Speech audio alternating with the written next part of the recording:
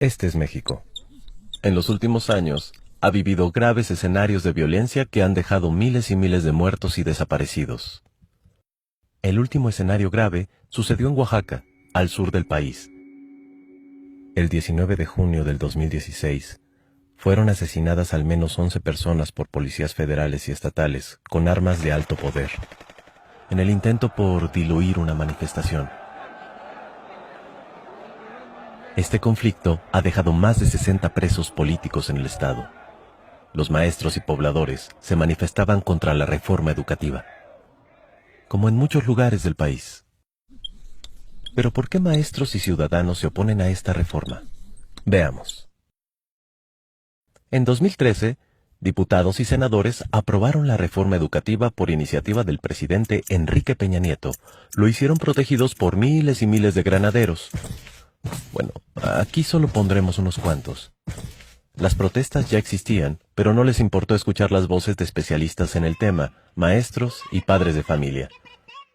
¿Para quiénes entonces estaban realizando la reforma? Es muy claro, las voces que sí escucharon provenían de grupos empresariales como Mexicanos Primero y la Organización para la Cooperación y el Desarrollo Económico, el Club de los Países Ricos.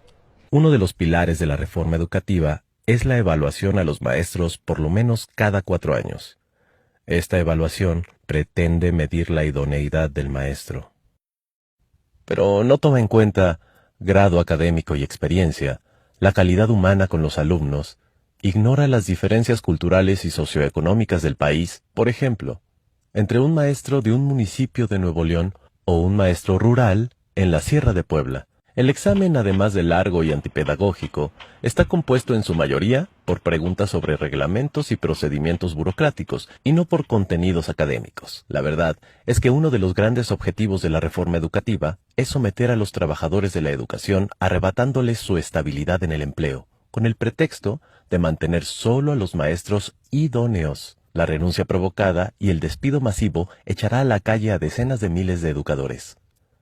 Pero, ¿quién evalúa a los maestros? Enrique Peña Nieto impulsó la reforma educativa. Sí, quien difícilmente se sabe las capitales de los estados, creía que Benito Juárez estaba vivo en 1969 y que no puede citar los 3 libros que marcaron su vida.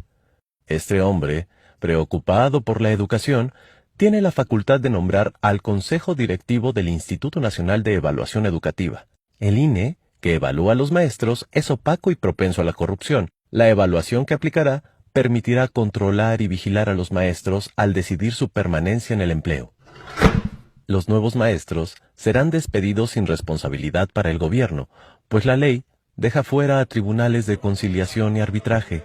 Es decir, nadie podrá defender a los trabajadores de la educación que ya no contarán con los elementos más básicos de protección laboral.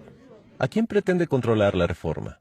Pues a maestros como los de Oaxaca, Guerrero, Chiapas, Michoacán, entre otros estados, que han luchado por años para poder elegir democráticamente a sus representantes y mantener su independencia del gobierno. Ellos se organizan en la Coordinadora Nacional de Trabajadores de la Educación, la CENTE, con C, y que por supuesto se oponen a la reforma.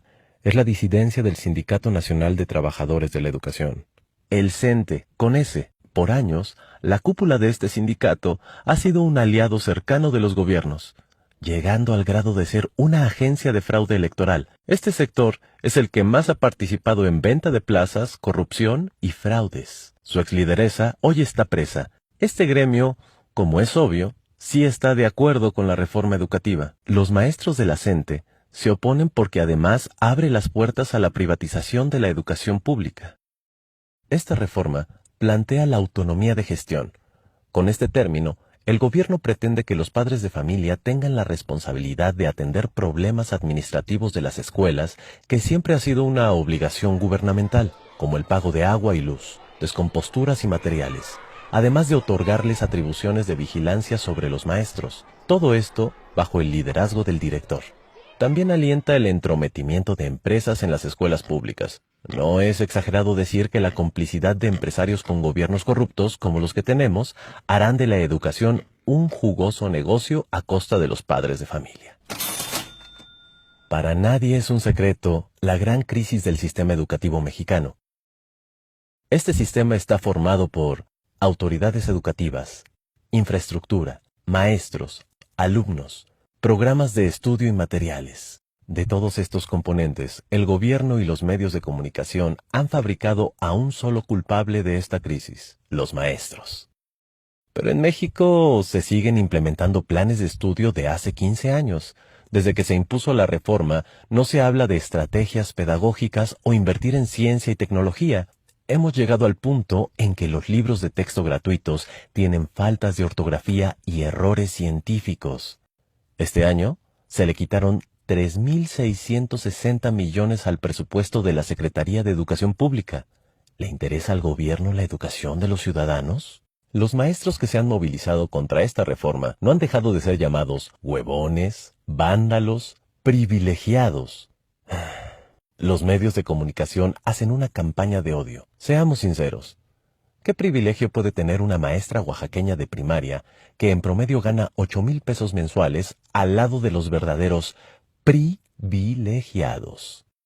Muchos mexicanos no tenemos estabilidad laboral, seguridad social, jubilación, vacaciones, ya no se diga aguinaldo. Nos molesta la lucha de los maestros, pero la precariedad laboral no tiene que ser generalizada. En lugar de oponerte a los maestros en lucha, quizás sería buena idea recobrar juntos los derechos que nos han quitado. En conclusión, la reforma educativa es una contrarreforma porque nos regresa al pasado. No es educativa, pues no intenta mejorar la educación. Es una triste ley que lesiona el derecho de los maestros y abre las puertas a la privatización. Por eso digo, yo estoy con los maestros.